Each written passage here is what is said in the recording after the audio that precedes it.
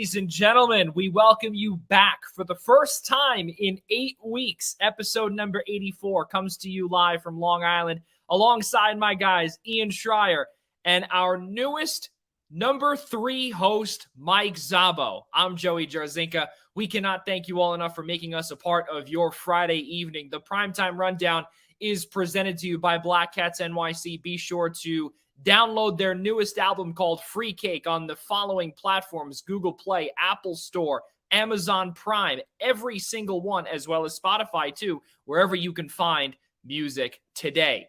Ian Schraier, it's been a long time since we have gotten to see you. Episode number 83 was with our former host in Rob DeLuca. Yes, for all of those that do not know, Rob DeLuca has been kicked to the curb. He has been kicked to the curb. He is gone as a show host and will now be a recurring guest. So there we go, ladies and gentlemen. We have made another transaction on the Primetime Rundown. Goodbye, Rob DeLuca. And we can now have Mike Zaba enter as the number 3 here on the Primetime Rundown. But in that whole span, we did not see Ian back on episode number 83. The three of us weren't there, as DeLuca hosted with his guys from Marist College. And it's been, I think, maybe 9 weeks since you and I have seen each other, Ian, especially on this platform. It's been 9 weeks, way too long, Joey, that's for sure. And I got to give an immense amount of credit to Mike Zaba in that picture. Love the NYCFC jacket. So he's got props for life on that alone. But I'm going to have to step up my facial hair game now. Now with DeLuca out and Zaba gone, I'm so used to hey, on a Friday night, maybe I'll just let it grow out a little bit. It'll never grow to as good or as nice as Zabo's is on a daily basis. So I'm just going to have to come in clean shaven, just look the way DeLuca used to look, a little disheveled and always shaven. So. Well, I can tell you this much now that Mike Zaba is with us full time. Mike, cannot congratulate you enough for being promoted to the number 3. We are extremely grateful to have you on board with us. But now that the Rangers are going to be making the playoffs, which we'll get to later on in episode number 84.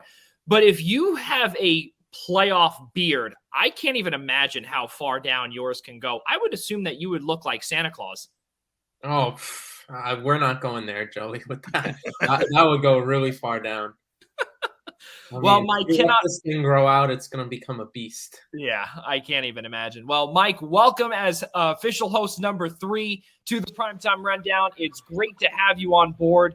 Not only as a recurring guest, but you have been elevated, just like, as Rob DeLuca did say this when we were making the graphics, like a soccer transaction. One goes up, another one goes down, and that's exactly what has happened. But for those that want to know where our good friend DeLuca is, he got a job up at CBS Sports doing a whole bunch of production things and, all those production stuff up in Stamford, Connecticut. So he was on the move there, and he's going to be working for CBS HQ. So we cannot say enough congratulations to him and wish him the best of luck in his new adventure up in the great state of Connecticut. But of course, we have a ton of business to get to here. Our show today, we've got a whole bunch of Major League Baseball. We can talk about the Mets and the Yankees all day long, of course. We speak about, of course, with Dave Roberts possibly doing what a lot of folks are calling a wrong move, taking out Clayton Kershaw after 80 pitches,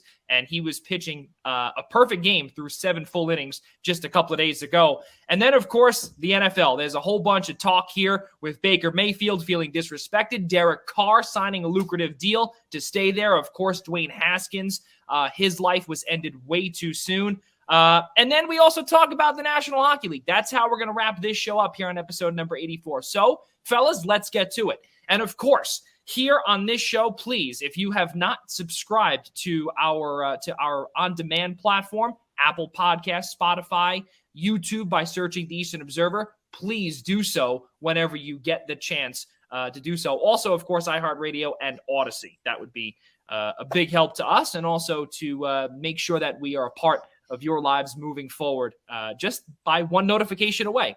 So, guys, Ian, Mike, the New York Mets, yes, that is where we are going to start. Even though that the majority still stands, me and Mike here are both Yankees fans, but we will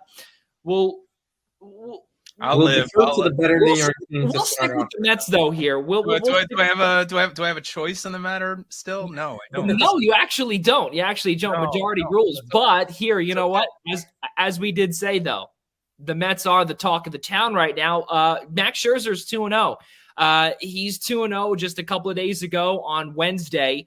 The Mets took a good game against the Phillies by a score of 9-5.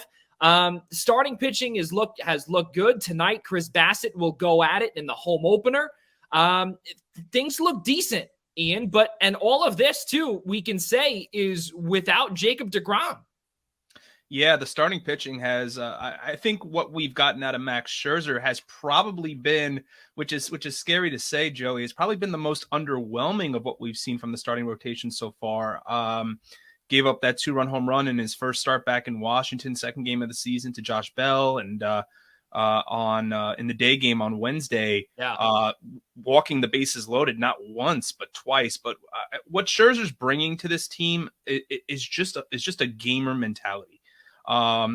His ability to not only escape a bases loaded, none out jam once, but twice against probably one of the more formidable lineups in the National League. When you have a lineup, at least when you speak about Wednesday, you're looking at from the top down, your top four: Schwarber, Realmuto, Harper, and Castellanos for the Phillies. But that's probably the most surprising is that Scherzer in his first two starts, he's 2-0, but probably hasn't had his best stuff yet. He's had a couple of innings where he's looked really, really good, but nonetheless, he's 2-0. But what's even more surprising is the fact that the Mets right now, through two times through the rotation, are number 2 in the majors in team ERA, and they're number 1 in the majors in WHIP, which is mind-boggling to me. When coming into the season, DeGrom is out. The earliest they're looking to get him back is June 1. So Tyler McGill, who had a very promising rookie season last year, showed a lot of promise. And then you're running guys back out there who have injury history, like a Taijuan Walker and a Cookie Carrasco. And Carrasco really had a very, very less than humbling start to his career with the Mets. I believe his ERA in the first inning last year was 13.5, and he gave up a home run in his first start. And then you've got Walker, who was an all-star last year in the first half and really tapered off in the second half because he wasn't used to pitching that many innings. So, the starting pitching, Joey, has been outstanding, to say the least. I mean, the Mets are not scoring a whole lot of runs. There's Pete Alonso has looked great so far. I mean, Lindor is at least early on this season after a good spring training is still trying to pull a lot, but he's coming through with a couple of clutch hits. But I don't know where this team would be without their starting pitching, Joey. This is a huge, huge surprise. And as a result, they're winners of their first 2 series. They're 5-2. Do you guys remember, and I know that because Mike was born in 2018, but because of that, in 2016, you remember after the World Series, and I know Ian definitely remembers this, when it was the fantastic rotation of, and I had to pull this up because there was one name that I forgot. And of course it was the number 2 pitcher on the Philadelphia Phillies staff now, where it was Matt Harvey, DeGrom, Syndergaard, Steven Matz, and Zach Wheeler. That was supposed to be the cream of the crop before the Washington Nationals took that one right out of their their sleeve there. When they had when they had the Doug Fister of the world, they had the Jordan Zimmerman the year after. But 2016 was supposed to be the year of the Mets after they fell in the World Series and was supposed to be the year of their starting pitching. And now all of a sudden, Mike Zaba, things are working out in their favor, but they just simply cannot get enough run support. Hey, they did against the Phillies, but it's not enough on a day in and day out basis, where in today's Major League Baseball, the average I think is like 5 or 6 runs. Yeah, I think I taper my expectations with teams to start off this year. Everybody's had an abbreviated season, spring training. They're carrying a lot of guys. Each team is carrying like 28 players on the roster because of the shortened spring training. So I taper expectations to begin with. But the pitching has looked great for the Mets. That's the biggest standout. And you really like, you're not surprised what you see from Matt Scherzer. If he's not having his best stuff, I'm more than pleased with that because he'll only get better as he goes along.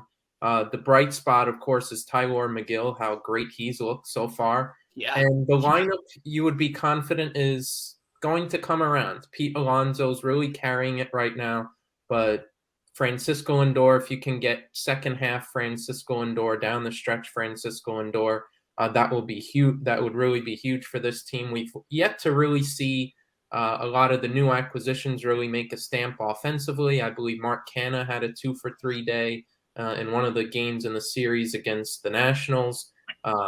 Yeah. Starling Marte's had a couple of hits or stolen bases, but they haven't really made a serious print yet. So it's just acclimating to New York, acclimating to the team and whatnot. So who knows what they continue to get out of Eduardo Escobar, other acquisitions or whatnot. But if you're the New York Mets right now or a Mets fan, you really like what you see.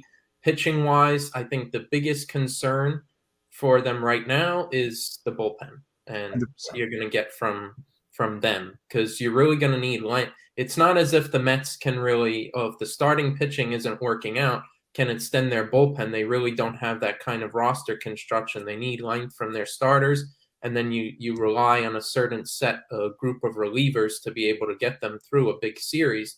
And there are a couple of relievers in there that have been inconsistent, or they're just not as deep in general. That's a big concern. Well, you see, that's also something else too, fellas. And Mike, to your point is that, you know, Steve Cohen in the offseason, he did fantastic, right? And, you know, there was, and it all started with, you know, Starling Marte. It all started with, you know, one little wrong move that, or one word that was said wrong towards the Mets and towards Steve Cohen. Steve Cohen said, okay, you don't like what we're doing? Okay, I'm going to whip out the wallet and the checkbook, and okay, $14 billion of my money is going to go into these players.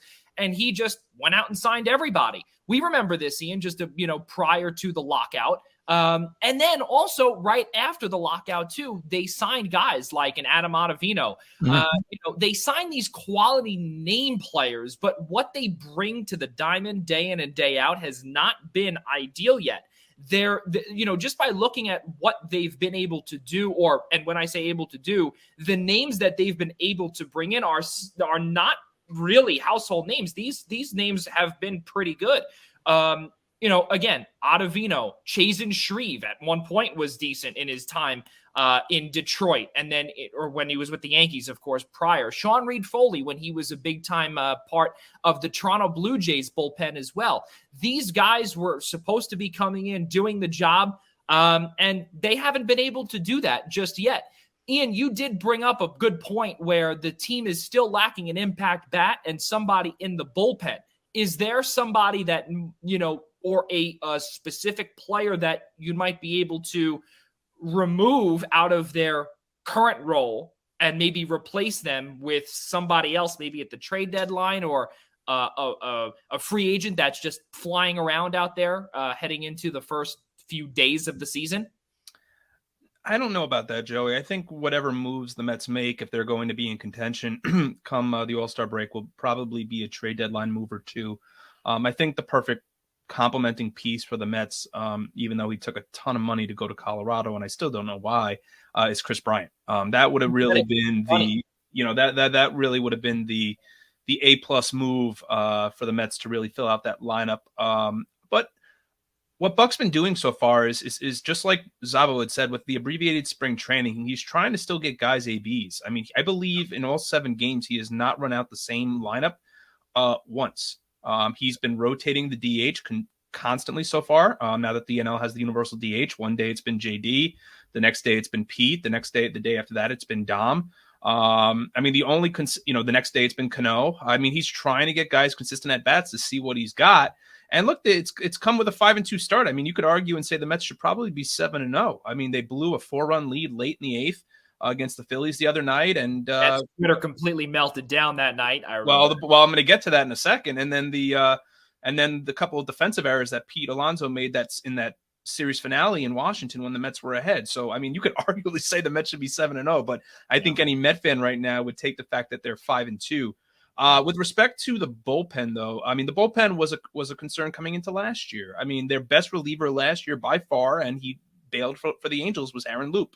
Yeah. And the Mets are still trying to find a left-handed arm that's going to at least be consistent and reliable. I mean, right now their two options are Joely Rodriguez, who they acquired from the Yankees in the trade for Miguel Castro, and Chasen Shreve, who a couple of years ago had an okay year for the Mets, and he's looked okay so far, but they're still lacking in that department. I mean, the one proven, I would say the most proven relievers that they have are their 7, 8, and 9 guys. And I hate to throw Edwin Diaz into the mix, but you have to. Okay, it's going to be Ottavino, Lugo, and Diaz. After that, it's a real crapshoot. I mean, Sean Reed-Foley did not look great last year, even when they threw him in a spot start situation.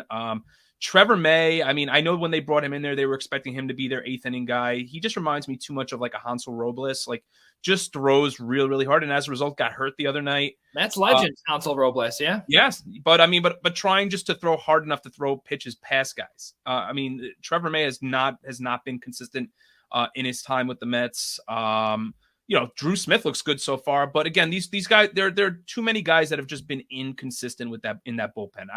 Somebody on Twitter the other day said it perfect and said Adam Ottavino is probably the X factor in that bullpen, and he probably couldn't be more right. And so far he's looked good, but that is the one part of this team coming into the year that needed to be addressed. They didn't go out and sign Andrew Chafin. They didn't retain Brad Hand. There were areas that needed addressing. They didn't address. So it's really going to be a matter of that bullpen hang on by a linchpin, right? It's still too early to say that, but like it's hanging on by a linchpin because it's going to have its moments where it's going to blow up, and it nearly blew up, if not for the Mets getting the run support that they did in Philly the other day. See, I'll have to disagree there, and I'll have to tell you exactly what Mike did say also, and I believe you said it too, Ian, where, you guys brought up about how the way that we're only 7 games in abbreviated spring training, there is a problem with a lot of fans out there saying that, well, these guys are professionals. These guys are getting paid tons of money. They should be working out in their off time. They should be doing this, doing that.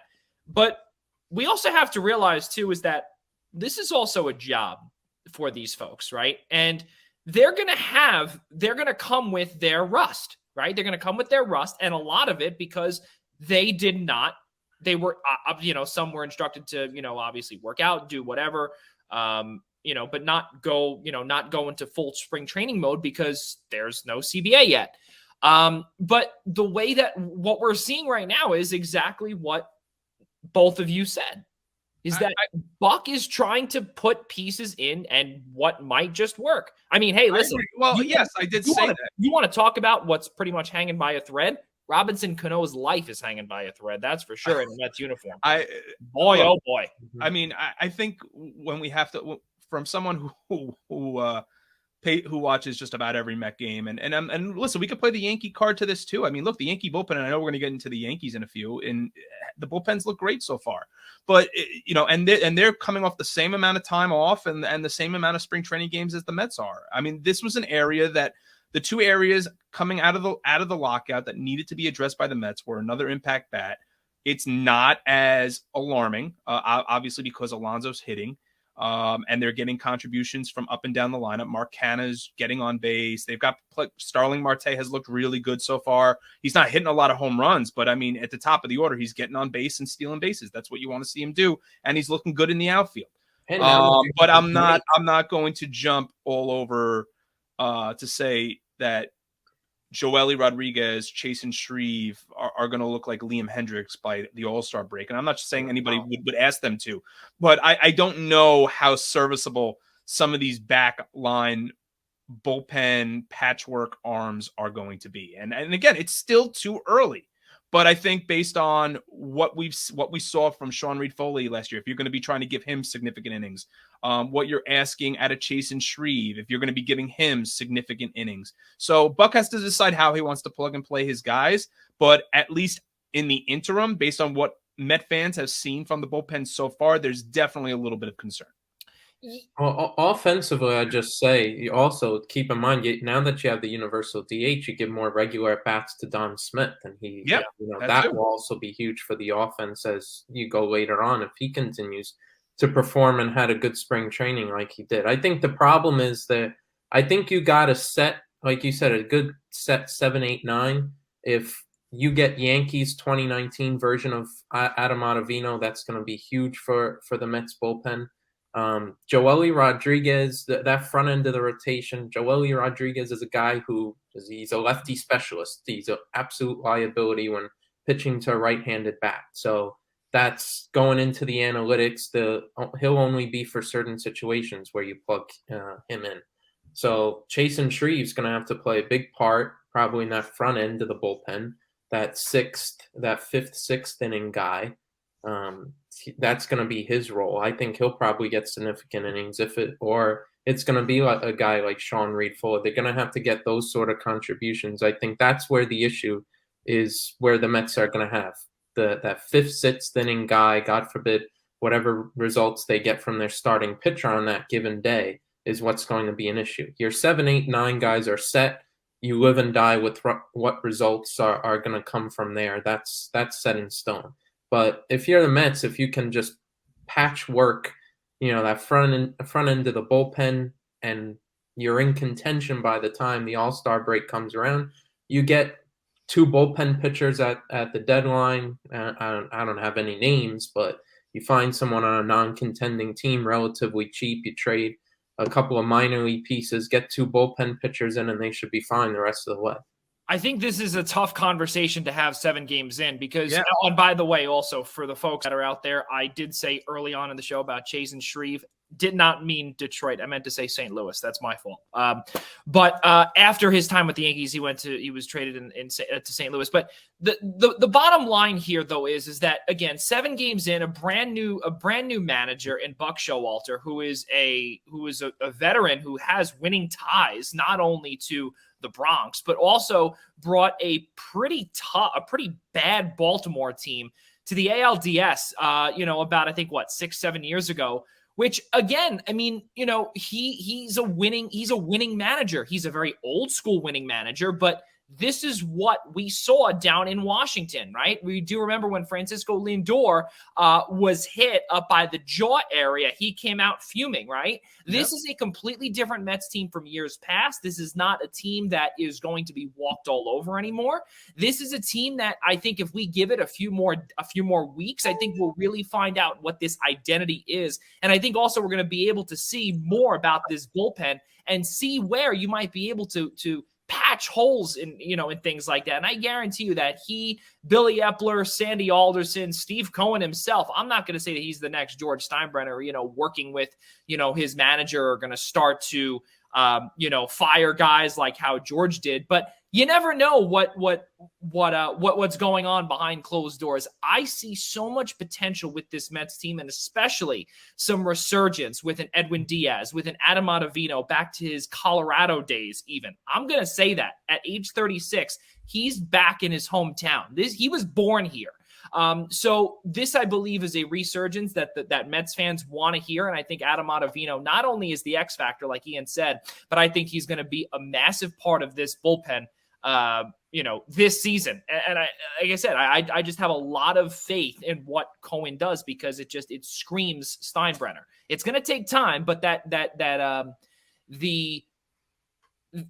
culture needs to adjust, and they need to get out of the Will Pannonian era.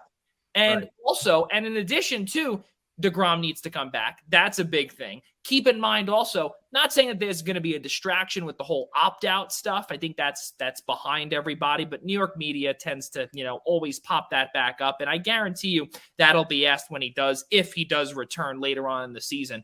But in terms of an impact bat as well, Ian, that I believe you had written down here in our little prompt here, Dom Smith was a big part of offseason trade talks. And when we say offseason, about a couple of weeks ago, he was supposed to be going to San Diego. There was a lot of talk for Eric Hosmer potentially. Which would have been a very stupid deal. Exactly. So when I think now with Dom Smith, that is in the past. Now he might be able to potentially take a job away from somebody like potentially even a Robbie Cano, who was supposed to be somebody that could potentially fulfill that DH spot. Well, I think the area that Dom Smith needs to go if he's going to become a consistent starter in the lineup isn't the DH. I think that Dom Smith should actually become the everyday first baseman, and Pete Alonso should become the everyday DH, because Dom Smith is a natural first baseman. He's a much better defensive first baseman. When the Mets drafted him and he was labeled as what a high prospect, he was praised for his glove and his ability defensively at first base. He wasn't as well known for his bat. The post-Buda era. Yeah. Yeah, so it's I think if anything makes sense, it would be to do that. But again, how much stake are we putting into spring training? I mean, Dom Smith, like Francisco Lindor, was one of the better Mets hitters in the abbreviated spring training down in Florida. Again, how many at-bats are these guys going to see before they get going is really the question, because Dom had a very underwhelming year last year. He's really actually 3 years removed now from the best season he had, including the walk-off home run that he hit against the Braves in the last game of the season in 2019, that everybody was like, this is going to be the Dom that we've been waiting for and expecting. He really didn't look good in 2020, and then they shoved him in left field, and he couldn't play the outfield. Then last year, his defense got better in the outfield, but his bat took, it was very inconsistent. It didn't come around much. So this year's a big year for Dom, but I'd love to see him get the at-bats. But they have a lot. The one thing the Mets do have, to their credit and to the credit of Billy Epler and the Mets organization, is they do have depth with regards to guys that they can constantly put in the DH spot to try to get bats going. Yeah, they look good. They, again, they do look good, but they just need that run support. And hopefully when DeGrom comes back, he's able to get some of that run support that, well, historically that hasn't worked out for DeGrom. Exactly. Well, I mean, hey, listen, that like I said, that 9-6 win with Scherzer back there, at least they gave him 9 wins, but he needed to do his part. He did, but with a little bit of a cost. Mike, final thought.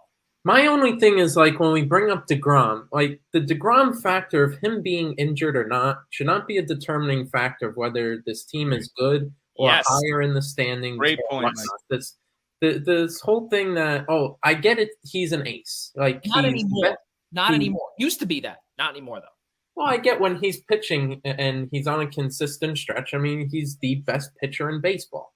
The problem is he's been injured the last couple of years, and he's had long stretches where he's not there. It leaves a huge gap and a huge gaping hole in the starting staff for the Mets. But now going forward, you have a new manager who's a little more, I don't want to say knows what he's doing, but he's been around the block. He knows how to plug and play guys. And you're going to hurt a little bit, but it shouldn't be the sole factor of Jacob deGrom being out for 2 months that your team takes a nosedive, that the difference is 10, 15 wins or whatnot. It's not like that. The fact last year, it's not the reason why the Mets didn't make the playoffs last year wasn't because deGrom was out for so long. It's because the offense was inconsistent and the run support wasn't there. That has to ring true this year, that if they can continue to play really well and are really good by the time deGrom comes back, that's going to boost them even more. I think Jacob deGrom will wind up adding to things here rather than it's him not being there. It's going to hamper them. You still can be able to get through it with your other pitchers. They've been performing well so far. Hopefully that continues. But it's really the offensive production so far that if that starts to pick up, that's what can help this Mets team be really good. And then you add a guy like deGrom there and off they go. Well, 10 1/3 innings of work for the man that you named at the top of our segment, and Tyler McGill. 10 1/3 innings of work has only allowed a grand total of 6 hits, 11 Ks, and his opposing batting average is a 176, and he's 2-0. This man is going to be making a run for that number 5 spot because, keep in mind, Taijuan Walker now, who's on the injured list as well, his spot now is in serious jeopardy if McGill keeps on going. And, listen, I'm not going to say that Walker, just because of his name and what he was able to do last year with the Mets in the beginning of the year before completely imploding, was, a flash in the pan. We know what he was capable of back in Seattle. He has what it takes to be a number 5 pitcher. But again, if McGill keeps on going here, would not be surprised if Walker gets thrown into the pen to be a long relief pitcher, a long relief guy. And that's not a bad thing. Yeah, it's a good thing because it just shows now that the Mets have this depth that, again, years ago when we discussed it at the top of the segment back in 2016, you had these guys like also don't forget, you also had Big Bartolo Colon too as a part of that rotation as well. And now you've got this really good 1 through potential 5A, if you will, once Walker is able to get back from the injured list. Good things in Queens are on the horizon. There's no doubt. And I mean, as a Yankees fan, which we'll segue into, it's very tough, Mike, to see that Queens is doing better than the Bronx, because that's exactly what's going on here. Despite the Yankees taking 2 out of 3 from Boston, Aaron Judge rejected a contract offer last week. 8-year deal worth over $230 million, which is about $32 million AAV. He's taking a massive gamble on himself, and he's looking to really talk with all 30 teams or all 29 teams. In addition to the Yankees, that'll be 30. He thinks that he can get it done again. What do you think, Mike? There's so many different directions I can go with this. I mean, how much do I really want to blame both sides? The Yankees, I think, threw out a fair offer. I mean, listen, we have this whole stigma, and it's valid most of the time, that the Yankees aren't spending that much in the last couple of years and whatnot. Well, they certainly were bringing out the Brinks, backing up the Brinks truck to Aaron Judge. In this situation, they're willing to make him the highest paid position player in franchise history. Now, that's a relative term, but $30 million a year is $30 million a year. And 7 years and whatnot, it was a fair offer. But listen, Judge had a really healthy year last year that I believe he was top 5 in the MVP in the AL. Yes. He was had a great year and completely healthy, which was a huge aspect of what needed to happen heading toward his free agency. Is that was the big issue for Aaron Judge, freak injury or not, is that over the last couple of years he's been getting injured. Remember the beginning of last year where we had the drama that on the flight to Tampa and that early season series in Tampa Bay, that they had to rest him because of the turf, and they're worried about a muscle cramp or whatever, and we had all that sort of stuff. That storyline went away the rest of the year. And so if you're Aaron Judge, if he has basically the same exact year as he had last year, he can absolutely get more money than what the Yankees offered him. That doesn't mean what the Yankees gave him was an unfair offer. It was absolutely a fair offer to give. But this is Aaron Judge betting on himself. And listen, I think it'll strike people really the wrong way at times because, hey, he wanted to say he was a Yankee for life. Please tell me how many times we hear that from every free agent with every team negotiating when it comes up to free agency. I want to be a Yankee for life. I want to be a Met for life. I want to be a National for life. Part of it is a negotiating thing. Listen, I believe Judge wouldn't mind staying here. His brand in New York is great. For Christ's sake, they named a section of the stadium after him. He has the branding and the media power of New York City, all the commercials that he's on and whatnot. So I don't think he'd mind staying here, but I do like to keep his options open. He's betting on himself to have a really productive year. And like I said, if he does, he can absolutely get more than what the Yankees offered. I'll spin it the other way, too. Maybe it's not about the money. 31 years old. He's a California native. Maybe that's also in the back of his mind, too. And maybe just it's the simple fact of wanting to go home. If someone out there offers him enough, it might be enticing enough. Art Moreno possibly might be coming to call because there's no room for you, Judgy, out there in the Chavez Ravine. But Ian Schraier, do we remember many years ago, because I can't believe, and I know we've had this conversation, the three of us outside of this show, when Aaron Judge, because I think Mike said it, 31 years of age, I was in shock. I feel like he was just came into the league yesterday. Exactly. Right. And so many folks say, yes, he is a baby Yankee. He's in the same conversation as the core four, as a Jorge Posada, as a Derek Jeter.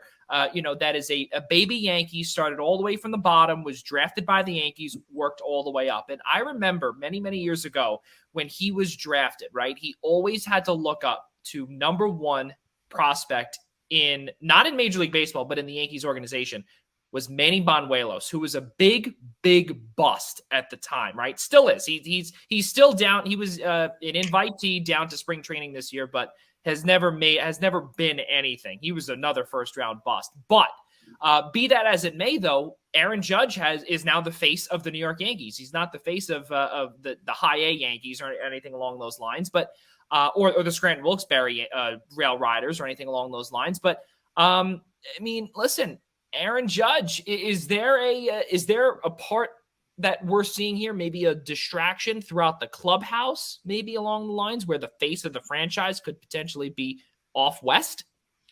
I mean, was there that much of a relationship between him and Gary Sanchez or Gio Urshela when that trade occurred to make Aaron Judge want to leave New York? I don't think so. I kind of agree with Mike's point here. I thought that the fact that he's from California offers a really interesting angle to this whole storyline of what's going on with Judge. I mean, he was being offered over $30 million a year to play for the Yankees for the rest of his career and turned it down. I mean, this is not like a not to make a Met analogy here, but this is not like Michael Conforto that we're talking about here, who is still available and probably won't be signed by anybody for the amount that he and Scott Boras are asking for. He's eventually, a restricted free agent.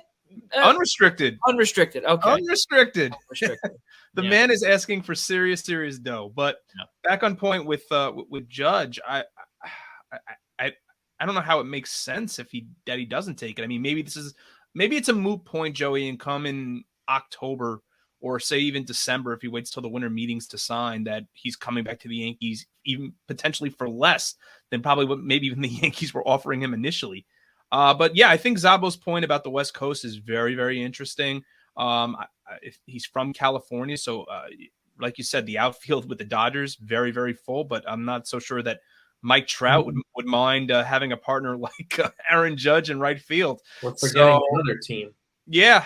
So I don't really have too much else to add on that point with regards to Judge, because I don't know why he turned down. It has to be something with regards to locale or in this case SoCal. But for Judge, I like what you did there. Nice. Yeah, you like that, right? Nice.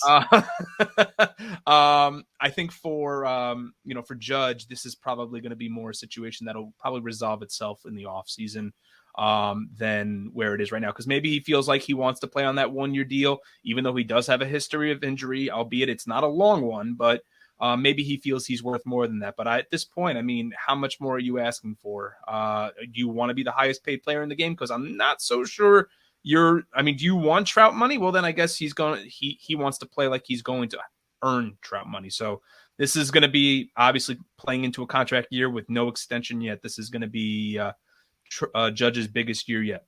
He's gambling literally on himself. And going back to Mike's point about, the judges' chambers being in right field. Do we remember many, many years ago? And again, this was way before Mike's time, before he was even a thought. Like what was it, 2012 or 2013? You weren't alive yet, Mike. Yeah. Mike might have been having a bottle during the not even. Mike was a little centipede. He was a little centipede. Justin Upton in Arizona, right field. Remember Uptown out in right? They had Upton written down there, and then the W was just thrown in there. This is what I consider pretty much the Justin Upton type thing, without the exception, of course, of Arizona, because Arizona is not obviously a big money maker or a big market team. But this was when the Diamondbacks were, kind of competing ish. But and this was when Upton was the face of the franchise. He was traded over to San Diego, and that was when Arizona started to pretty much trade down, or they stripped down, not trade down, stripped down their entire organization. But this is obviously something that the Yankees would be potentially diving into, is uncharted waters, where they would allow, I don't want to say allow, but a face of the franchise leaving. This is not something that, even going back to my time as a centipede, has not happened. Seriously, has not happened. And even before Ian's time too. This is not the Yankee mantra where they would allow that to happen. And this is the part where I know Mike and I have said this a few times. George Steinbrenner's flipping in his grave with his son. There's no doubt in my mind. And the reason why is because if George was here and if George was in full, had his memory, cognitive, everything, right? He would open the wallet for Aaron Judge. Check, sign on the dot. Whatever you want. Exactly. Whatever you want. Blank check. Yep. The blank check, write down your number. I'll sign George Steinbrenner. That's it. But now in today's day and age with Hal running the show, luxury tax is a big deal. I understand. But you also have a lot of money tied into Garrett Cole. Keep in mind also, many, many years ago when the Giancarlo Stanton trade happened, I'll never forget a former host on this show, Nick Partain. I'll never forget. I texted him first thing. What did we say? I said, this is going to come back and bite the Yankees in the butt. Why? Because Gleyber Torres needed money, which that's not going to happen anymore, and Aaron Judge needs money. But then they still need pitching. So now they're going to go out, try and replicate 2009. It's not going to happen because now Hal is in charge and the tax is there. It's not going to happen. And this is the part where I would not be surprised if Judge walks, Stanton moves over into right. You've got too much money in Hicks. And if Hicks has a good year, Art Moreno, come calling. I could see it happening. Yeah, this is my thing with the Yankee front office is as fair as an offer that it is. The thing is, as much money as they have tied up in Stanton and Cole, as of right now, their payroll next year sits at $145 million. So, okay, but you still need. But the thing is that more million. They could have gone up a little bit more. I'm not sure why Hal didn't. Not that the offer that they gave was unfair, but it kind of felt like they could have gone a little bit farther. I think the issue was really the years and not the money itself. Because we heard reports afterward on Friday, too, that Judge was looking for 9 years, which is ludicrous. No. Like that. Is there something about like a Boris 8 client? And I don't understand well, this. that's the thing, too. I understand you want the financial security, but is there something about every Boris client asking to be paid until they're 40 years old? That's just what it feels like to me. Yeah. And listen, Scott Boras can do what he wants. He's the best agent there is in Major League Baseball for a reason.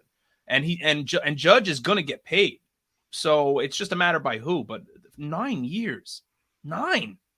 What exactly? You're only getting 5 to 6 good years there. Well, my whole thing is, what are you expecting out of Judge by year 38, 39, even 36 or 37 at that point? Because now, I mean. Are they still expecting him to produce, or is this going to become a Albert Pujols situation? All right, so let's talk about the Angels there, Joey. At the end of his contract, is Pujols going to become the same that Judge potentially would be out there? Is he just going to be a guy who's going to hit you the occasional home run and bat 240? Because that's not what you're signing a guy to $30 million a year for, right?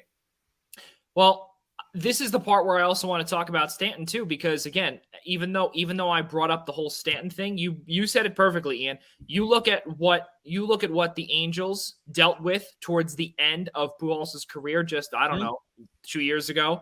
And this would happen with the Yankees times two, because at the end of the contracts for the respective players in Stanton and Judge, they would both be 39 and 40 respectively. That's a problem out in the outfield.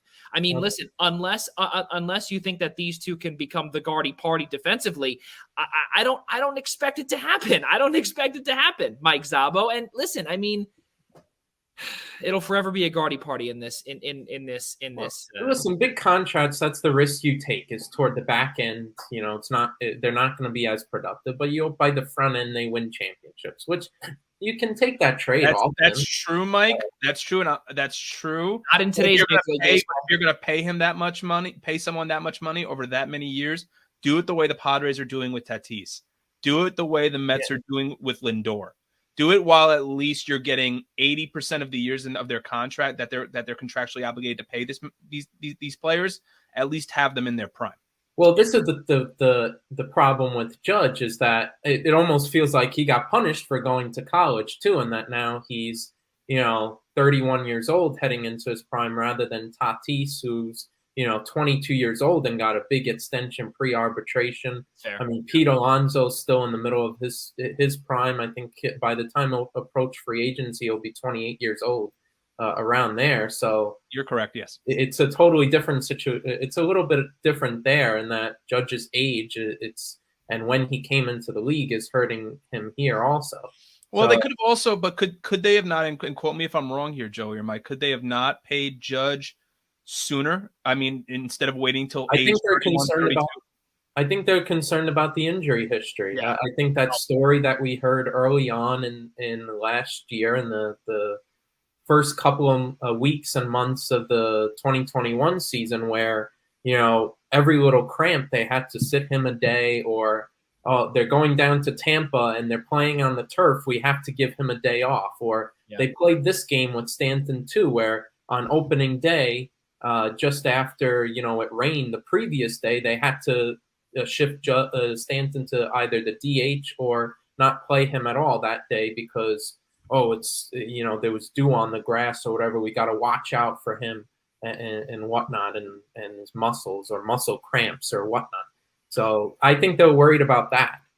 As much as you would have wanted them to extend him, it was a conversation this winter, certainly, but I think they were just concerned about that injury history. Do you guys remember from last year when DJ LeMahieu took less years, less money to sign with the Yankees, when the Toronto Blue Jays had a massive deal for him on the table? I believe it was like 8 years, something along those lines. But now, obviously, 10 years is the new norm. But, with Corey Seager and, Manny Machado, who started it all, thanks a lot. But, all joking aside, though, you look at what DJ LeMahieu did and pulled pretty much a 360 towards the latter part of free agency last year.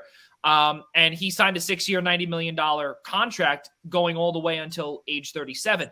Do you see that potentially happening with Aaron Judge? Even though, again, DJ LeMahieu is not Aaron Judge, but just a couple of years ago, he was the AL batting champ. The only way that happens is if Judge is injured for about, let's say 40 or 50 games. Maybe that's a little much, but the other piece you can add to that is that if Judge decides to go this route, and I think the Yankees would be all for it, but again, we'd be running into the same situation again in 12 months, is try to sign him to a 1-year deal, to a lucrative one-year deal. Now, I don't know if Judge's camp would take it, but also if Scott Boris's clients have been very inclined to take 1-year deals to build off of, to show, okay, I wasn't hurt.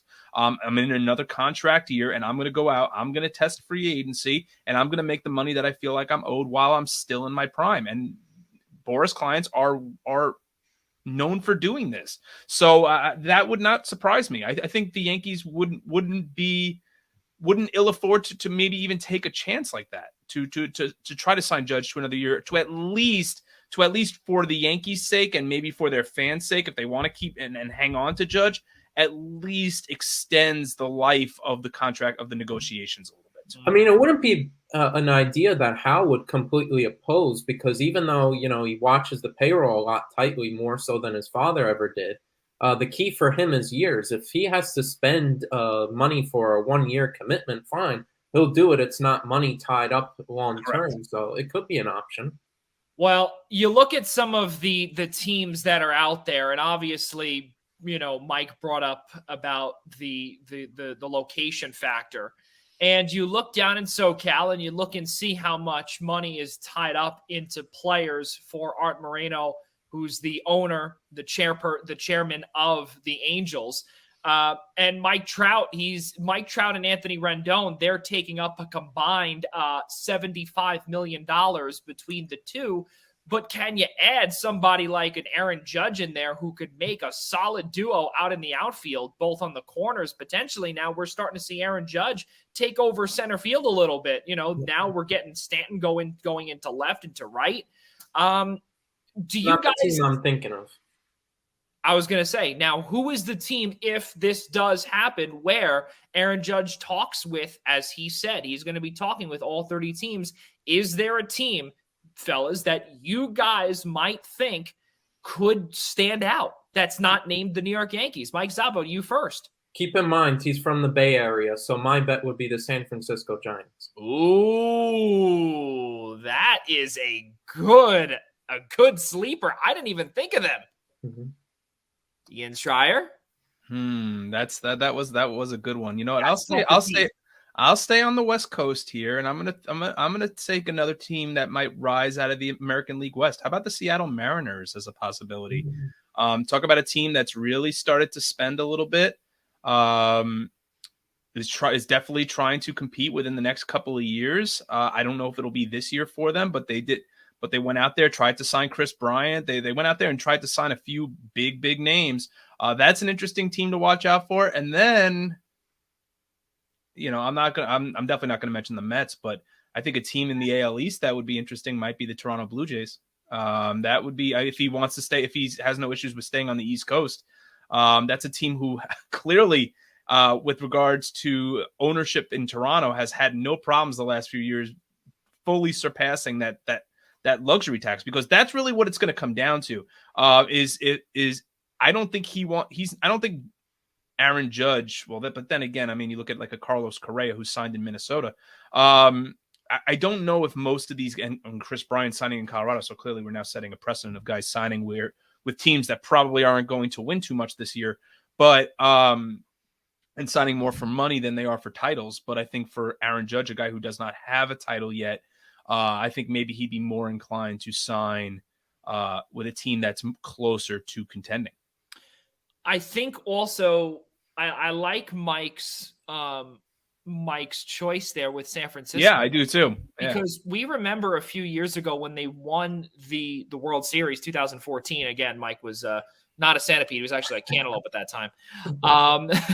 But, all joking aside there, you look at I mean, I can't even think of, aside from Hunter Pence as the last big name in the outfield. Obviously the infield, the infield, but listen, the infield for, and obviously Buster Posey, but the infield as a whole for the San Francisco Giants has been, I would say, generally, I'm going to put them to a high standard, generationally good.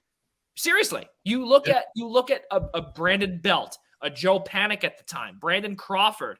You also look at Pablo Sandoval. At the time, World Series 2014, that was one of the best infields in the entire league. And then you had Buster Posey behind the plate, the best catcher for how many years? Yeah, because Joe Mauer was hurt at the time. But again, we move forward there. Another team that Ian brought up too was the Toronto Blue Jays. The problem is that they did just trade away. They did trade away Randall Grichuk, and the reason why they did was because they were able to extend Teoscar Hernandez to take over in right field, Lourdes Gurriel out in left. So now that you've got these extensions that Ben Shapiro, the CEO of the Blue Jays, were now just throwing out because Rogers Communications, who owns the Blue Jays, decided to, okay, we're not going to be the Wilpons of the American League anymore. We're going to start spending because we got money. We've got a ridiculous amount of money. For those that don't know, Rogers is the equivalent of Verizon up north. So they're the ones that own the Blue Jays. They've got a ton of money to spend, and they've decided to do that. I can't see that happening. I can see a San Francisco team definitely now being the cornerstone. Listen, Mike Yastrzemski, Aaron Judge, it's a good deal. And the thing about San Francisco is missing the franchise power bat. I mean, they had it for years with Pablo Sandoval, and they had it for years with Buster Posey, and I mean, obviously they still have an aging Brandon Belt in that lineup, and Brandon Crawford was an all-star last year, who's batting, I believe, fourth or fifth. I think fifth now for San Francisco Giants. But they're missing that piece in that 3-4 spot. That would be perfect. I mean, it would be a perfect landing spot for Aaron Judge. It would send him home, and it would just make the San Francisco Giants that much more of a formidable power.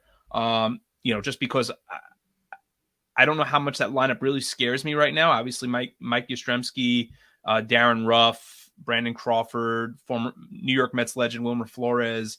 I think they need that impact bat, and I think to complement all the starting pitching that they have there. So I think that would be a great signing for San Francisco, and a great idea by Mike. Well, back in 2012, this is our last point before we head into the next topic. Back in 2012, when they won the World Series, also keep in mind the Giants had an outfield of these names. This is fantastic.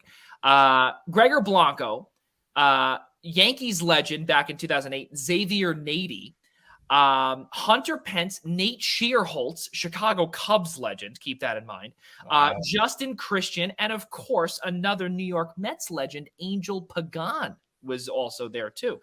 So this would be one of the best signings for the Giants if they can actually get that to go. And now with Gabe Kapler out there, this is now a team that might just be, and again, I don't want to go out and say that, this team is going to be, the big money spending team and everything along those lines. That's not listen, that's not how it's going to be. And this is not a team that's going to have, I can't believe I'm saying this, but this Aaron Judge signing, if the Giants were to be able to do it, this would go along the lines, and I'm going to throw out these historical names. Yeah, it's happening. This is going to be a Barry Bonds. This is going to be a Willie Mays. This is going to be, I'll even go way older. How about Mel Ott? Legend. This would be an incredible signing if that does happen. But the Yankees would be in serious trouble if they were to let Judge go. Guys, let's keep on moving forward here. Since we're almost about an hour through the show already, a few minutes before the top of the hour here on the East Coast on Friday night, guys, alongside my guys, Ian Schraier, Mike Zaba, Joey Jarzynka on hand with you for episode number 84, the first time in 8 weeks that we've been doing this. We cannot thank you enough for making us a part of your Friday evening. Guys, a couple of days ago, Clayton Kershaw was pitching a grand total of 80 total pitches, a perfect game against the Minnesota Twins up in Minnesota of your Friday evening. Guys, a couple of days ago, Clayton Kershaw was pitching a grand total of 80 total pitches, a perfect game against the Minnesota Twins up in Minnesota. And Dave Roberts pulled him out. There were some quotes afterwards that were a little bit controversial by the aforementioned Clayton Kershaw that said, he said, blame it on the lockout. He said that he supported the decision to come out with 80 pitches. And I'm guessing he knows with his own personal injury history that maybe it was the right idea. Me personally, again, Clayton Kershaw has thrown a no-hitter before. He's also pretty much accomplished everything with the exception of a perfect game. Mike Zabo, do you keep him in, or was it a good choice taking him out? Good choice to take him out. I know that's an unpopular opinion, but and I know a lot of people will get on Kershaw for what he said, and I know already a lot of ex-pitchers have been like, oh, well, I pitched through this, and this is how we used to do it back then, and, we used to go out there and pitch through everything and tear our arm off and all that sort of stuff. Does this grind your gears, Mike? Does this grind your gears? A little bit. I mean, I get the argument that that people make. I mean, there have been over 200,000 Jeff Passan put out this stat. There have been over 200,000 games in the history of MLB, and there's only been 23 perfect games. So I get it. You're chasing history. It's really the last accomplishment for Clayton Kershaw and what's a surefire Hall of Fame career. But you got to look at, like, Dave Roberts is a manager, and his job is to manage the team day to day, get the Dodgers wins, and get them championships. Like, that's his job. When I saw tweets about, oh, well, this is why people are turning off Major League Baseball, and this is why the game is 2 innings and try and get a perfect game. Come on. I mean, listen, at the same time, we could be having this conversation. Dave Roberts would have let him in, and 2 batters later, he gives up a single, and this conversation is moot anyway. But I get the idea of giving him the chance. But listen, Kershaw missed the postseason, a lot of the postseason run for the Dodgers last year because of injury trouble. The entire postseason. The entire postseason. And they really could have used him, especially in that Braves series. Yeah. They really needed the pitching there. So, and he's had recent injury history, whether it's his back or something with the arm going back, 3-4 years now. Yeah. And you top that off also with an abbreviated spring training where he really could not build up. I don't see a problem with Dave Roberts taking him out. I look at this. I put this out on Twitter too. I compare this situation's a little bit different, but I compare it to this. You take it a little bit closer with the Yankees. Look at the Corey Kluber situation last year. Yeah. Now, Corey Kluber is very different in that when the Yankees signed him last year, he was coming off of 2 straight injury-rattled years. He only pitched 1 inning in 2 years because of all the injury troubles he had. But the Yankees signed him, went through spring training. All right, things are going good. A month or so into the season, he's having very uneven starts, but then right before that no-hitter down in Arlington, Texas against the Rangers, he had a couple of starts beforehand. He was starting to look really good. He was starting to round into a solid number 2 pitcher for the Yankees. Then that no-hitter comes around. Pitches a full 9 innings, I believe 100-plus pitches. Great no-hitter. First no-hitter for the Yankees in 20-something years or since David Cohn's perfect game and whatnot. Great history. The next start, what happens? 2 innings into Kluber's next start, there's an issue with the shoulder, something's happening. He comes out of the game, and he's virtually injured for the rest of the year. Now, listen, it was great for the Yankees and a great moment for Yankees fans and baseball fans to see a no-hitter there for Kluber. But if you're the Yankees, your management and whatnot, would you have rather have seen not get the no-hitter and Kluber pitch a fully healthy year, especially the way he was starting to trend to be a really solid pitcher, rather than have that great moment, him be injured the rest of the year? Who knows? Maybe if he was healthy, the Yankees would have been 5 or so wins better off and had the wild card game at Yankee Stadium or somehow, avoid it, be a little bit closer in that division race or whatnot.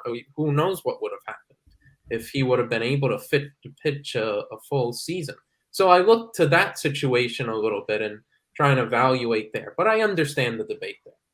Now, I want to take it a little bit of a different spin here. And the reason why is because I agree with what Mike said there. But the one thing that I do disagree with is that these guys are professionals, right? And the way that the Los Angeles Dodgers, the way that they're built, they are just built with player after player after player. And I'm not talking about, top prospects or, anything along those lines. I'm talking about high paid players that, they've got such great depth at every single position. But the problem is that they don't have that much depth at pitcher. That's the thing that a lot of people do not get. Ian Schraier, I want to throw this one to you here. Mm-hmm. If Clayton Kershaw was the one to say, if maybe Dave Roberts went out there and chatted with him for a few moments, right? We'll give it to you, right? We'll say, all right, Clayton, the ball's in your court. What do you want to do? Is that the right decision as a manager? Or was it a solid one with what he did by taking him out and not even saying to him, all right, or giving him that option? I think it's still the right move, Joey, because I thought David Cohn, I was watching the Yankees Blue Jays game the other night, and I thought David Cohn said it very eloquently. He said that every manager, when their pitcher is pitching a perfect game or a no-hitter, has to make the decision whether or not they want to pull them by the end of the 7th inning, because you can't pull them after the 8th.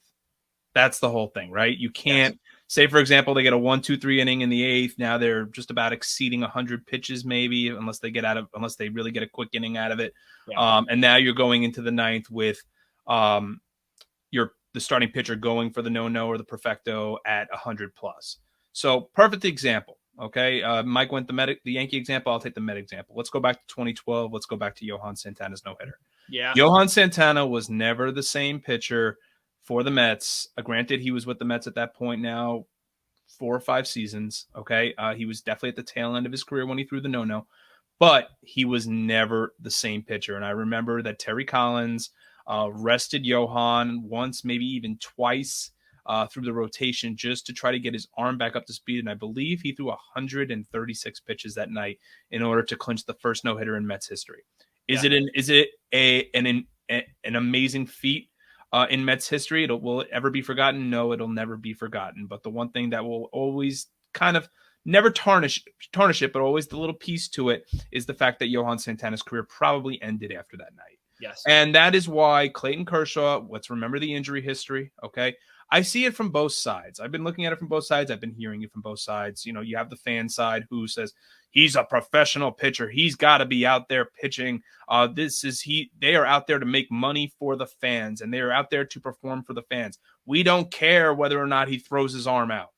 Well, guess what? The Los Angeles Dodgers pay him a whole lot of money, especially after they lost Max Scherzer and Zach Greinke, okay, to keep that man healthy.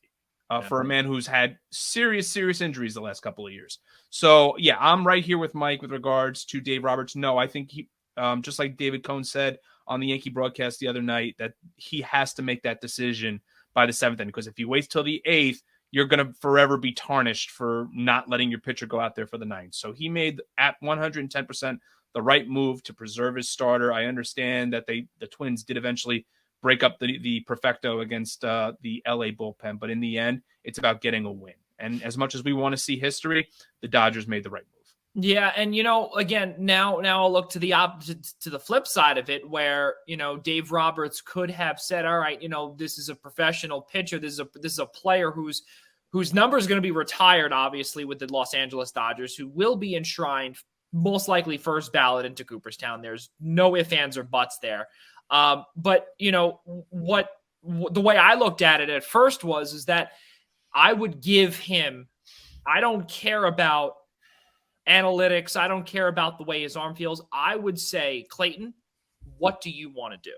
This is the way I would say it. And I disagree with you, Joey. I think that if you look at it, I would get, for what he has done for that organization, despite his injury history, despite anything along those lines, I would give him give him the benefit of the doubt and say, all right, you know what? We're going to leave it up to you. But again, I look at the other side and I say to myself, well, they have no depth whatsoever, because exactly what you said. They lost Scherzer, they lost Greinke, and you can't really rely on Andrew Heaney to be anything more than a number 10. Like Zaba's, that's the only. That's a little bit. Exactly right. So that's the only difference that I'll take with you guys there. That's the only flip side of it that I'll take is that did Dave, and we don't know. We have no idea. But the one disagreement that I have here that I cannot stand is the fact that Clayton Kershaw threw it right back into Major League Baseball's face. Blame it on the lockout. I'm sorry, man. That I don't like. I completely disagree. I don't disagree with you there, but I do disagree on talking to his manager and giving him the opportunity. It's one thing if he was in his last season pitching for the Dodgers, and he might be. But remember, the organization has the leverage here and can literally pull him out of the game whenever they want. And right now, the Dodgers do not have a whole lot of starting pitching depth, as we've alluded to a few times here. So this is, without question, they have to protect their ace at all costs. Yeah. And I don't think in his second start of the year, in a frigid cold target field, that they're taking any more chances than they have. Yeah. Well, listen, it was a heated debate. There's no doubt, with a lot of fans, Major League Baseball fans, even Dodgers fans as well. And a lot of the country really enjoyed this Twitter war. And then once Clayton Kershaw barked back at Major League Baseball saying, blame it on the lockout, blame it on the fact that he didn't throw a baseball for 3 months. He personally agreed with the decision as well. And a lot of fans did not like that at all either. So they have been on his back. And again, it's weird that he says to blame it on the lockout too, because of his injury that he had in the postseason run last year, he couldn't pick up a baseball until the doctors literally told him he couldn't even work out and do any baseball activities until at least January. So it's like the lockout didn't really cost you so much. It was your injury too, buddy. No, well, and that's the part where I completely disagree with what Clayton Kershaw did. He basically he threw lighter fluid on top of an already flaming fire. That's the problem with what he did there, and he wanted to start off a little bit more. Listen, it was unnecessary with that. I like I said, I see both sides of it, but there's not many players in all of professional sports, whether it be here domestically or internationally, that I would say to a player, what do you want to do? And Clayton Kershaw is one of those players who is a generational beast and is one of the best pitchers in our generation, that he should get the he should get the what's the word I'm looking for here? You're saying he should get carte blanche to make any decision he feels necessary for his career with everything he's given back to the Dodgers. I understand it, but at the same time, the Dodgers are trying to win a world championship.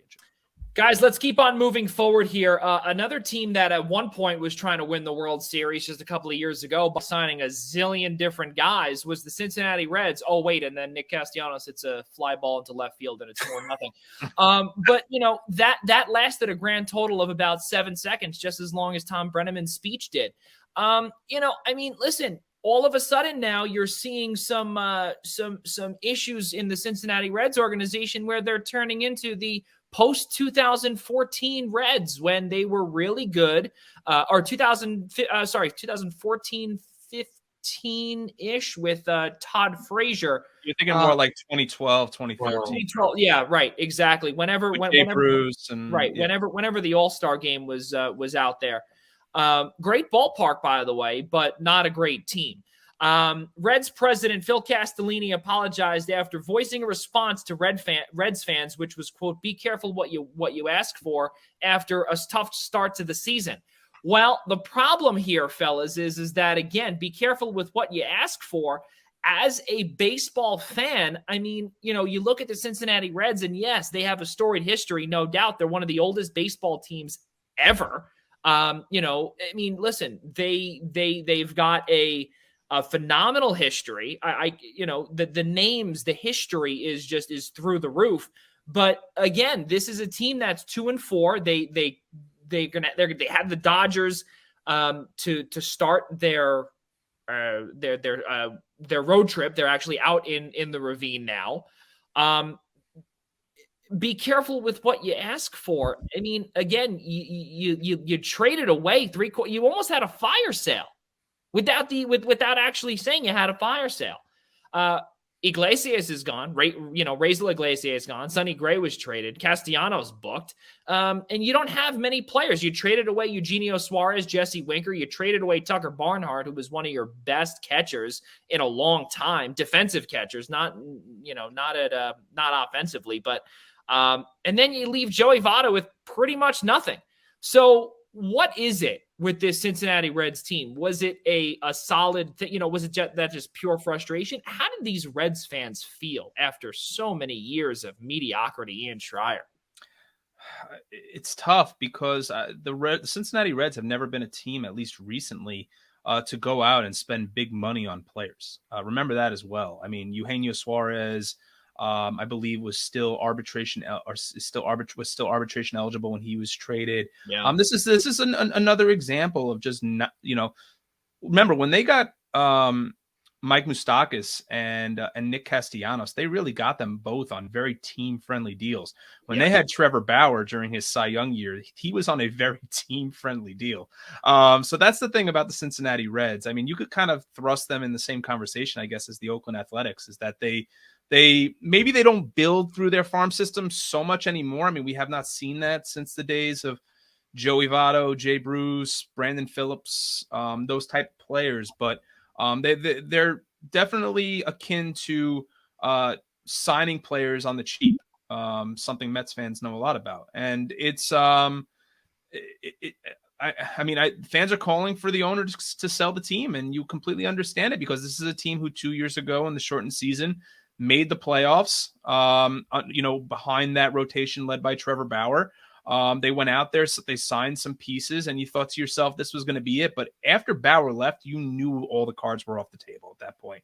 Jesse Winker was if I'm not mistaken, Jonathan India was the National League Rookie of the Year. Yeah. And he is the only piece for the most part remaining from that club that has any all-star potential. Not even potential or luster, whatever you want to call it. Joey Votto, obviously, but that's the thing with Cincinnati, is that it's just frustrating to say. Sonny Gray, another piece, gone. Amir Garrett, St. John's legend Amir Garrett, gone. It's Jesse Winker was an all-star last year. He was one of the best leadoff hitters in the league last year. Traded to Seattle with Eugenio Suarez. So it's this is a team that I don't want to say year after year, but I think this has been coming for a while. They tried with signing a couple of complimentary pieces between that era of Todd Frazier, Votto, Bruce, and now with, Gray, Castellanos, Moustakas. They took guys with aging contracts who are on the cheap, who knew they had to be paid big money, and they didn't pay them big money. And now Reds fans, I don't even say Reds fans, but now we're starting to see kind of the drift of it all. Yeah, great place to see a ball game, by the way. Mike Zaba, your thoughts on the Reds? Listen, this is far from the Johnny Bench days, from the Barry Larkin days. That is long gone. Again, way before you were a thought. Go ahead. Yeah, I think Ian made a great point about how they just don't spend that often. And what bugs me too about and what would frustrate you as a Reds fan also is that they're in a bad division. They've been pretty solid lately. Like again in the shortened COVID season, they made the playoffs. And they've had pieces that it's like, all right, we're starting to build something here. And you're also in a really bad division in the NL Central where really nobody stands out. The Brewers just have some good pitching, but their offense, that lineup doesn't scare you, especially the way how Christian Yelich has slumped the past year and a half or so. The Cubs were in full fire sale mode, and other than Kyle Hendricks, what do they have? The Pirates need I say more? The Pittsburgh Pirates are the Pittsburgh Pirates. I mean, it's a wide open division, and they did all that. They just tear it down again when it seemed like they were building something. It's very frustrating as a Red fan. And listen, the comments that the owner made, basically threatening to even relocate the team. Of course, that's never going to be well received. Owner-fan dynamic and. Major League Baseball would not allow it because this is a team, the Reds, pretty much the inception of the National League. They were one of the charter members. This is a team that has so much history going back to 75 or something like that, where they were, or 1880. Yeah, they've been around a long time. And I was just trying to do the research myself. I mean, this is a team who at least since 2015 has finished below the league average in payroll. I mean, they're usually right around, based at least over the last 8 years or so. They've been somewhere around 16 or 17. And even at their highest point, Joey, when they really still weren't paying anybody all that much. I mean, Votto was probably their highest paid player. They were still only 13th. Yeah. I mean, they are what they pay. They are an average ball club. I mean, there is a reason why the St. Louis Cardinals are the team. I mean, for years it's been the Cubs too, but there's a reason why they're the team that always finishes just above the Pittsburgh Pirates. I mean, not just above, but above. It's always in some order: Brewers, Cubs, Cardinals. So sorry. And then as always, you look at the leftovers and you always say Cincinnati and Pittsburgh. So they've always been a team that plays to their payroll, and there's just really hasn't been much of a difference. I believe they've been to the playoffs twice in the last 15 years. So I'm not sure what's really going to change there unless they get new ownership, which the fans are clamoring for. I mean, it's tough again when you look at two teams like the Pirates and the Reds, who there's so much history behind these two as I say programs, I'm thinking in college, behind these two organizations that, it's unfortunate, to see that these teams that, again, like you can say even the Cubs too. Do we remember when the Ricketts family had a tough time signing players because just a few years ago they could not, they said they couldn't afford guys. They couldn't do it when I think it was a couple of years after the World Series, after they broke that 100+ year drought of the World Series. They couldn't afford to sign guys. They couldn't afford to bring back coaches. They couldn't afford to do whatever. And you're seeing it's just sad that these historically good teams, and I don't want to say that it's, National League thing, but three teams in the NL Central, it just can't get it done. Again, great place to see baseball. I got a chance to see Cincinnati and I think actually Pittsburgh out in Cincinnati. Great place to be along the Ohio River, borders Kentucky, but the product on the field is just, it's sad. And I can attest to this. Going there and seeing the fans, they're just casual fans. There's like a playground up on the concourse. They bring their kids there. They don't care about the game.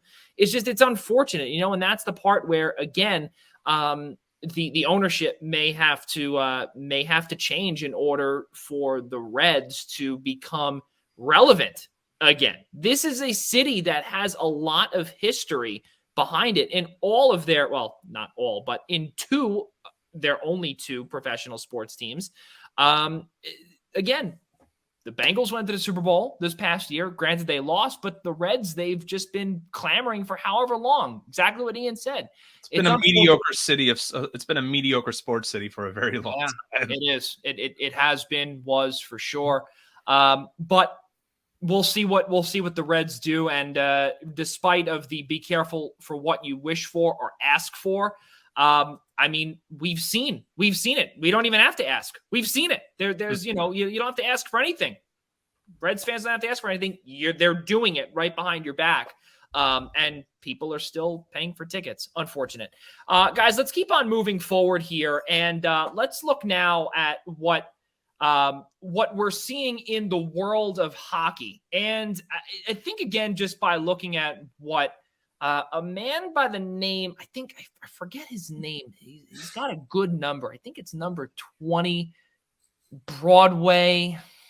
A lot of exclamation points. Name starts with the C. Yeah, right. I just hear something like inevitable in my head a lot. I was gonna say inevitable. Something else. Oh, right. His name is Chris Kreider. Chris Kreider becomes the fourth Ranger all time to score 50 goals in the regular season. This is something else, Ian Schraier. Chris Kreider is a New York legend and a Schraier legend.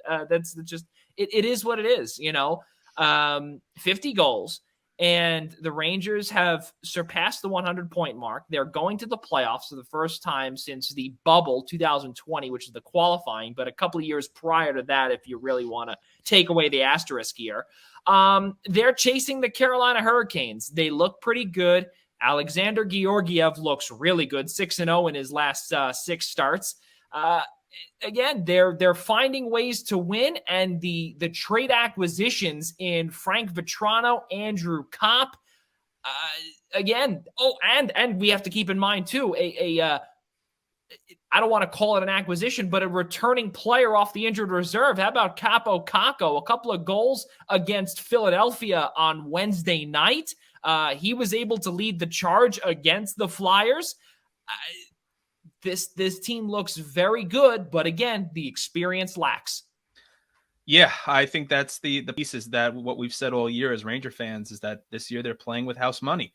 I know that a lot of Ranger fans have cup hoisting aspirations, and that needs to be tempered quite a bit. But listen, credit to Alexander Georgiev. His last few starts have been outstanding. I have not been in his corner much this year, but anyone who's telling you that there's an argument with who's the Rangers starting goaltender when the playoffs come around is, I don't know what they're smoking, but yeah, I mean, they just got Kakko off the injured reserve. Kevin Rooney just came back off the injured reserve. So they're healthy at the right time. Obviously they lost Tyler Mott last week to a week or maybe even 2 weeks ago now to a upper body injury that looks like it's going to cost him the rest of the season. But with respect to the Rangers, I mean, what Gerard Gallant has done, and I'll talk a little bit more about Drury later with the acquisitions he's made at the trade deadline. This has been, everything's kind of fallen the Rangers' way, and the fact that they're over 100 points and I believe 30 games over 500 is unbelievable. The fact that we're talking about this team contending for a division title, the fact that we're talking about this team contending for home ice in the first round. I mean, this I thought was a dream in terms of coming in preseason when we were talking to Colin Stevenson from Newsday. I thought I didn't know what he was talking about when he had the Rangers probably in the playoffs, but that's where we are at this point. And with respect to Kreider, listen, credit to Chris Kreider. He's got 50 goals. Listen, much to my chagrin, but I thought Steve Valiquette He said loves it. Ian Yes, loves it. Everybody you wants willed him to it. He heard you in the distance. I know. Spirit, and he heard really you. did. I know. I'm gonna have to get my Kreider jersey at the end of the year now, aren't I? Oh, yes. I'll forever be lambasted for it, but that's okay. Right. That's okay.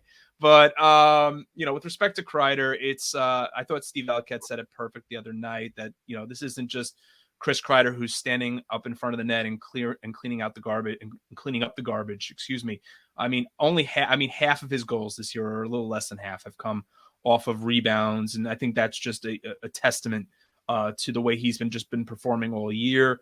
I really don't know where this team would be this year without Artemi Panarin, and I'm not saying that from a goal scoring ability. I'm talking about that from a standpoint of what he's done that hasn't been on the stat sheet, how important he's been to the penalty kill, how important he's been with distributing the puck, much more unselfish, which is, obviously the Rangers fans want to see him shoot more, and, myself included, but he's just been everything and more, even compared to last year with all the goals that he racked up.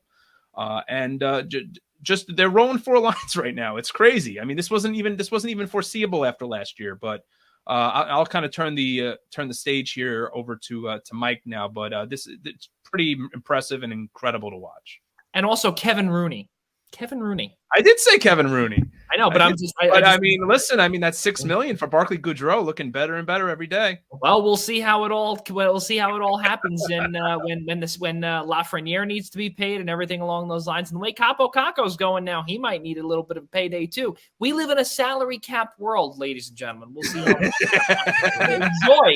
Joey can't wait to get their calculator out. We'll see the 100+ points, because for the Rangers, math is going to be coming fairly quickly. They better hope that dead cap money comes off really quick, because I think they got another $3 million next year, and that does come off. But again, we're no longer in the flat cap. It's moved up a grand total of $1 million, so that's going to do a whole bunch.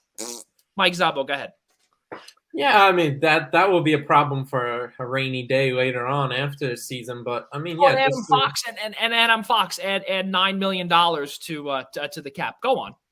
Yeah, but that's going to be a day. That's going to be a conversation for after the season. I mean, now, just to reiterate what Ian was going on, I mean, it's been just a fantastic season for the Rangers. What you probably expected, the best case scenario, was for them to be right around where Pittsburgh and Washington were fighting for the playoffs. Like that's along the lines of Washington, yeah. That's sort of where we thought like the best case scenario for this Rangers team was going to be at the start of the season, and yet we've seen, I mean, Chris Kreider going off like this, Panarin really being a great distributor. I mean, is he almost up to 70 assists now? The Zibanejad really playing great. Now the depth with the trades, they really have some depth now. They've gotten contributions all over the place all year. Goudreau has also chipped in. For whatever reason, whenever the games are on TNT, Ryan Reeves plays like an all-star. But so you get that going. Very true. So they just had they've had little stories in and around this great season that they've really had a bunch of guys really contribute, play really, really well. It's been so impressive to watch. The fact that they're getting home ice is also great. And I don't know, some people you can definitely lock that in. Yeah, it's pretty much right there. I think they have a 9-point gap on 8-point gap or something like that on Pittsburgh right now. So Penguins, yeah. they'll probably it's almost likely they'll have home ice at the moment, which is just absolutely incredible. Game 1, you're gonna,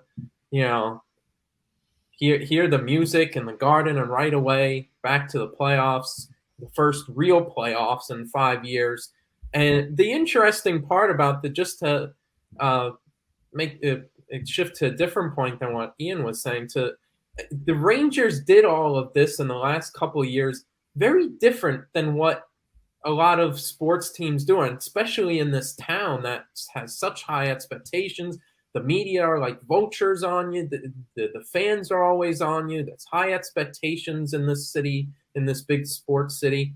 And they did something different, and that was that rebuild letter in 2018. And that it was much different. Imagine how in other sports or on other teams in this city, how that would be received at times. But it was The a Knicks. moment of clarity.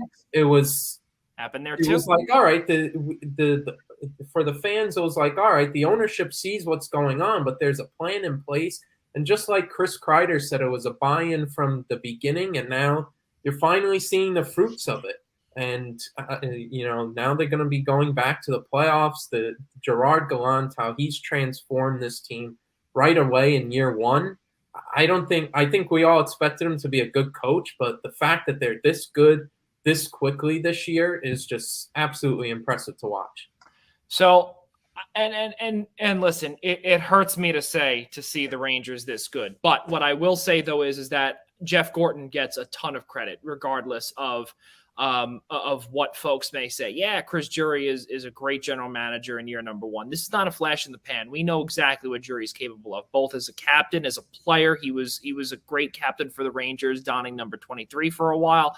We knew that. But the whole thing, though, is what the Rangers were able to do. They did not make these home run moves. They made these triples into the right field gap that they're looking like they're paying off, and they didn't have to mortgage a ridiculous amount of their future to really be in playoff contention. You look now, they have a conditional first round pick to Winnipeg that again, it's all conditional on the playoffs, that they could be losing that. But again, you're not losing that much. You still have a first round pick, 23-24. You lost the second and third round pick. You still have a conditional second, but still the big thing the next couple of years are those first round picks that you can still dangle with when you lose that $3.4 million off of the dead cap. And I know, Mike, we said that we're going to talk about this all the time, but the thing that concerns me with the Rangers, though, is trying to get past this freakishly good Florida team that, again, we don't know if they're a flash in the pan, but the one thing that they have that the Rangers don't have is a little bit of that locker room experience that they do have, that we can say. They got Joe Thornton. They've got Claude Giroux.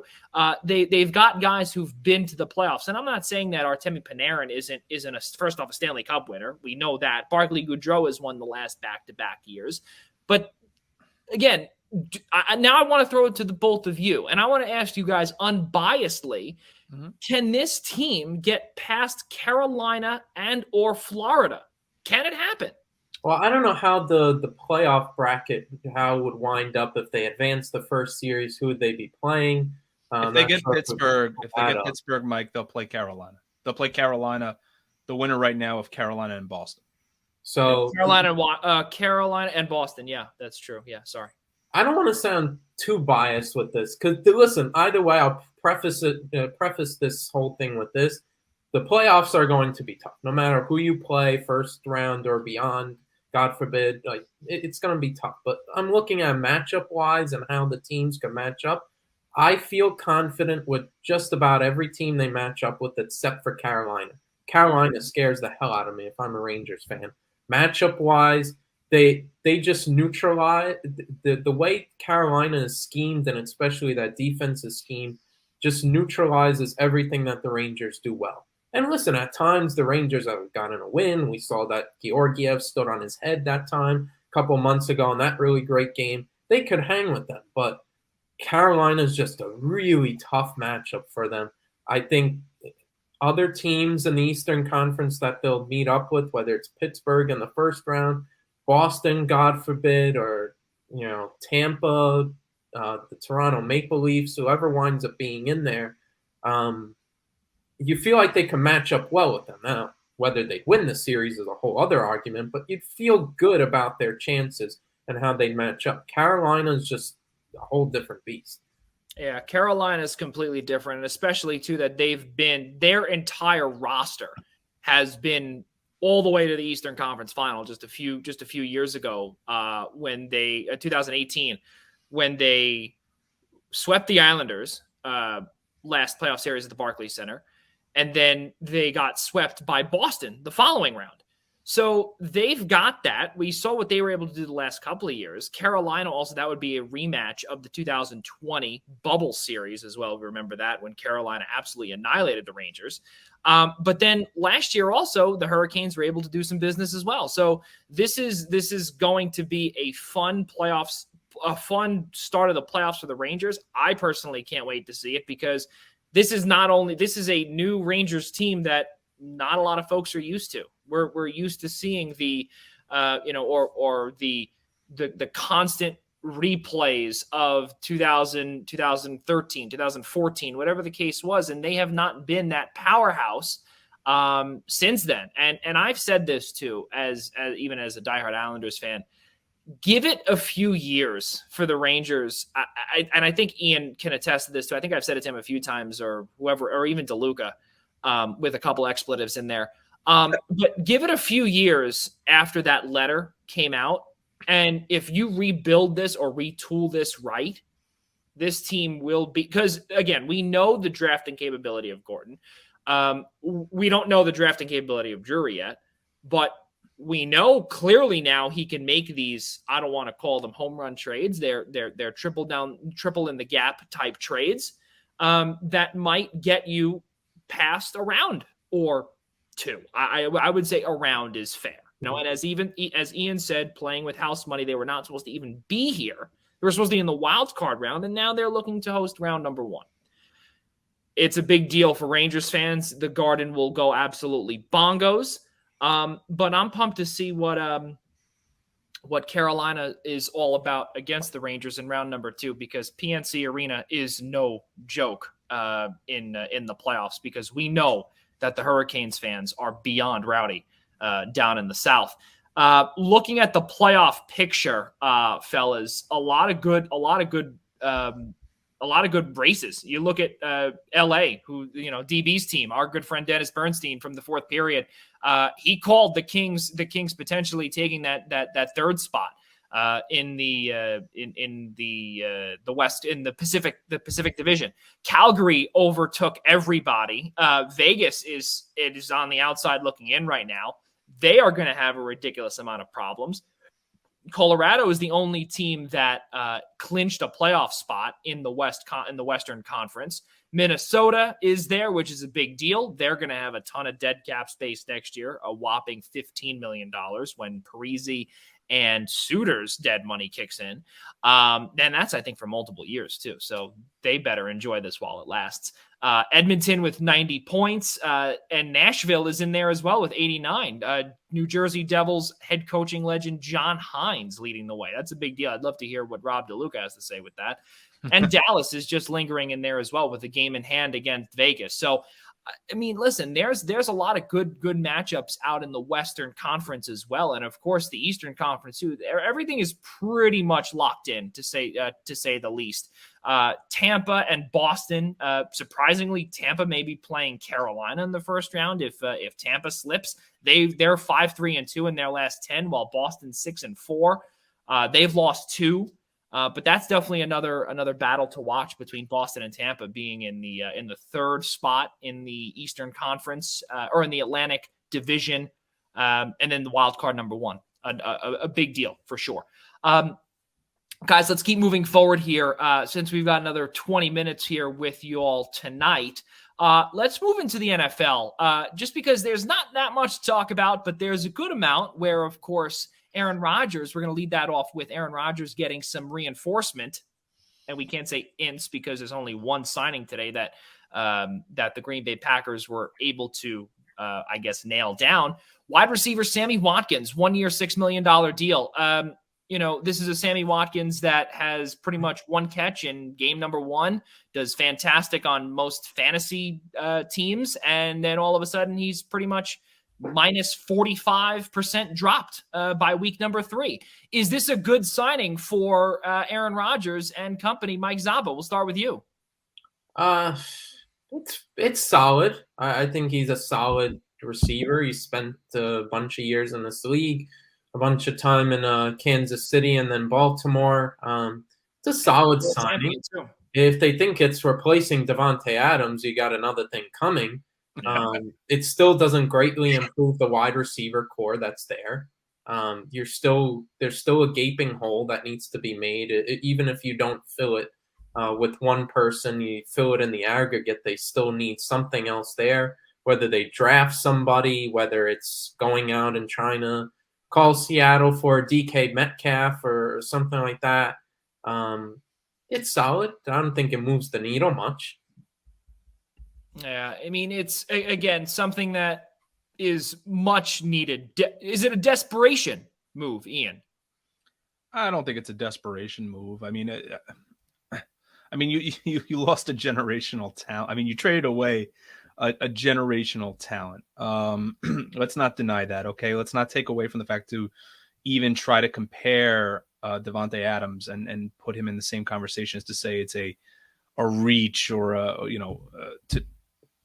to sign Sammy Watkins. I mean, he's a good possession receiver, and he's good at the goal line. That's something that with the loss of Davante Adams, the Packers need. Alan Lazard, Randall Cobb. I mean, obviously there's plenty of tread on both of Watkins and Cobb's careers, but I think if you're looking for a guy that you could target in the end zone, Watkins will be a nice complementary piece for Rodgers. Rodgers always seems in very much the same fashion as Tom Brady, always seems to get his receivers to play like they're Hall of Famers, and even when they're at the tail end of their careers. But I think this is more just a piece to add in there that at least that they could throw the ball to, that they know can come down with it, around the goal line, and he's a good possession receiver. Other than that, there's definitely going to be some concerns there in the receiving course of Green Bay. I don't know if maybe a draft night trade is in the works, maybe for a DK Metcalf, like Mike said, but it's a decent move. I think I don't know if it, like Mike said, I don't know if it pushes the needle one way or the other, but I think at least it helps them in the interim to at least get somebody in there that has experience in the room and can definitely get the ball in the end zone for them. Well, you said they lost, they lost a generational talent, but they also lost their number 2 in Marquez Valdez-Scantling to the Kansas City Chiefs when they replaced him, when they replaced Tyreek Hill with him. So now there's going to be a lot of folks that are in need of a wide receiver. Obviously, still Kansas City looking for one, not desperate since they kind of replaced a few, but Green Bay still out there looking for some wide receiver help. You saw the Patriots made that trade for Devontae Parker once Tyreek Hill was traded from Kansas City to Miami. So that's definitely another team that is off of that, I guess off of the chart that needs some wide receiver help. Guys, even though that Odell Beckham Jr. is pretty much a sure thing to stay in Los Angeles, do you see the Green Bay Packers maybe going in there with a flyer, 2-year deal, maybe exceed the money that Los Angeles doesn't have? Could you see maybe Green Bay going that direction for Aaron Rodgers? I don't know about that, Joey. I think it's somebody that's got to fit in well, it's hard to say this because of all the drama that's been going on in Green Bay, but the key is to keep Rodgers happy. Yeah. I don't know if Odell fits that culture of what of the culture that is Green Bay. I mean, he obviously fits Sean McVay's culture, which is high energy and I really don't care what you do off the field. I'm not so sure with LaFleur and company if it's the same way, but I think I'm not so sure. Even it's hard to say, Joey. It really is. I don't think it would be I don't think it would be the worst idea in the world for them to put a flyer type of 2-year deal out there on him, but I also think that's a move that Aaron Rodgers would steer clear from. Mike? It's tough because especially he wouldn't be available right away. You probably get him back, week 4 or 5, maybe beyond or in the season. That's true too. So you wouldn't get him right away. It's kind of how much more strain do they want to put on the cap too? Because if it's going to be multiple years, I don't know. I'm not too sure if I see that in the works. Yeah, and especially too where LA they signed Allen Robinson. They also traded away Robert Woods to Tennessee. Julio Jones is another player as well. That's another player to watch for as well, since AJ Brown and Robert Woods are now the new 1 and 2 out in Tennessee, so they don't need any wide receiver help anymore. So you could take another team off that list. A lot of players out there come draft day in about 2 weeks' time, which is a big deal. Can't believe we're saying this. Again, we've been off the air for about 8 weeks. And in 2 weeks, we're out here on Long Island, it's 80 degrees today. It was 80 degrees today. And, last time we were talking, it was like 4. But listen, now summer is on its way and the draft is almost here too. So we can't wait to see what those draft day trades will be all about. Guys, the last thing here, of course, here in the National Football League, of course, Dwayne Haskins, his life was taken way too soon, was ran over by a truck. And obviously gruesome details to really discuss, but all of our thoughts and prayers and wishes to the entire Haskins family, to the Pittsburgh Steelers, for losing a talent. And the same thing goes with the Ohio State Buckeyes as well. Ryan Day started off his first press conference of the 2022-23 academic year, if you will, or the offseason workouts for NCAA football by talking about the legacy that Dwayne Haskins left behind over at Ohio State. So a talent that we will definitely be missing for a long time. Guys, the next thing here we want to just discuss, since we do have a couple of minutes, Baker Mayfield. He says that he feels disrespected out in Cleveland because the Browns took, and I'm going to get to Mike here because I see he definitely wants to grind his gears with Baker. But Baker Mayfield says he feels a little bit, quote unquote, disrespected. There's some chatter that Seattle remains an option, but is that possible with Drew Lock being not named the starter, the de facto starter, but the quote unquote starter? But Geno Smith, who just signed, New York Giants legend, Geno Smith, mind New York Jets legend. I'm taking no credit whatsoever. Oh, you are taking it, buddy. You are taking that. New York Giants legend. We didn't trade up to draft him. Listen, let me tell you something. Let me tell you something. New York Giants legend head coach Ben McAdoo started Geno Smith in place. I know. Okay, all right. So he is now a legend. Yeah. But with that being said, of course, with Geno now signing a 1-year, $7 million deal with a ton of incentives, now there's some talk with him potentially making the move into the starter role to become the next Seattle Seahawks legend. All joking aside, though, where does Baker go to? Where does him and his team go to potentially start, Mike? I'm surprised the move hasn't been made already, given we're almost 2 weeks out from the big Deshaun Watson trade. Yeah. I'm surprised that hasn't already happened, because I think both sides know he has no future in Cleveland. Yep. And I think a team would be willing to bring him in, at least for quarterback competition. Just give up a 3rd-round pick, a 4th-round pick for. The Browns are not going to add. They're going to be asking for a lot more than a 3rd or 4th. Yeah, well, they're not going to get that's actually tough, Joey, because I understand it's a quarterback we're talking about who obviously has showed promise, but they already have a starting quarterback at this point. Well, actually, technically not probably for the first 6 weeks. So actually, that's kind of interesting to put 3rd-round pick out there. That is pretty interesting. But in the end, it's very possible he could be a backup quarterback by the second half of the year. So I don't know if the value ultimately will be that high. Yeah, maybe it winds up to be 5th. I would say maybe a 4th or a 5th, then like a 2nd or a 3rd, because at that point you're asking to take on a backup quarterback. I mean, maybe there's a team out there that'd be willing to sacrifice a higher pick for Baker's potential, but I'm not so sure that they'd even entertain it with the fact that now the Browns have their starter. Yeah.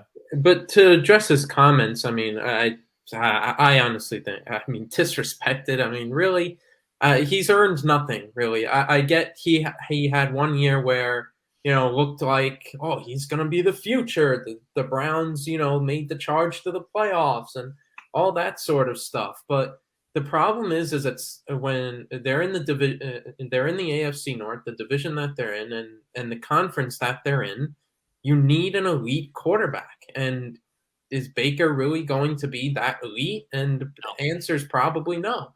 And listen, last year you could chalk it up to him not being fully healthy. That shoulder as well, not fully healthy, but it was an absolutely mediocre year. And it was on all sides of the field. Their defense that the Browns spent tons of high draft picks on to assemble, absolutely underwhelmed. That defense should have been way better than what it was outside of Myles Garrett. But Baker, of course, really took a step back. And I think it's just better for both sides, Deshaun Watson or not, to really, move on and for Baker to get a fresh start. He needs to go somewhere where he'll get some good competition. And listen, the whole disrespected thing, this is a business at the end of the day. And like I said, he's earned nothing. And, it's just not working out. And I get what the only reason why I guess he says that is because, hey, I was the number 1 overall pick. Well, it's not working out at this point. People were surprised he was the number 1 pick. I mean, that's the whole thing. I mean, but go ahead, Mike. I'm sorry. I think Seattle is a solid play. I'm sorry if you're scared of Geno Smith of taking a starter role from you. Then I don't know what future then he'd have in the NFL. I think Baker believes in himself, and I think he'd certainly have enough ability that he could beat out a Drew Lock, who has been absolutely mediocre over in Denver, and now it's Seattle, and Geno Smith, who's way past his prime. And I mean, at the most is just a stopgap for Seattle. So I think that could be a good destination.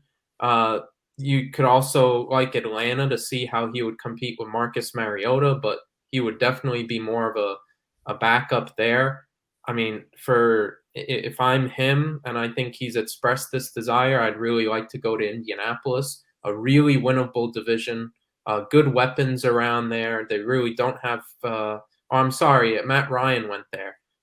So I guess you could, if you want, you could learn behind Matt Ryan because that's not going to last too much longer. The Colts would have been a good destination a couple weeks ago, but so that's gone down the wire. There's not many spots left.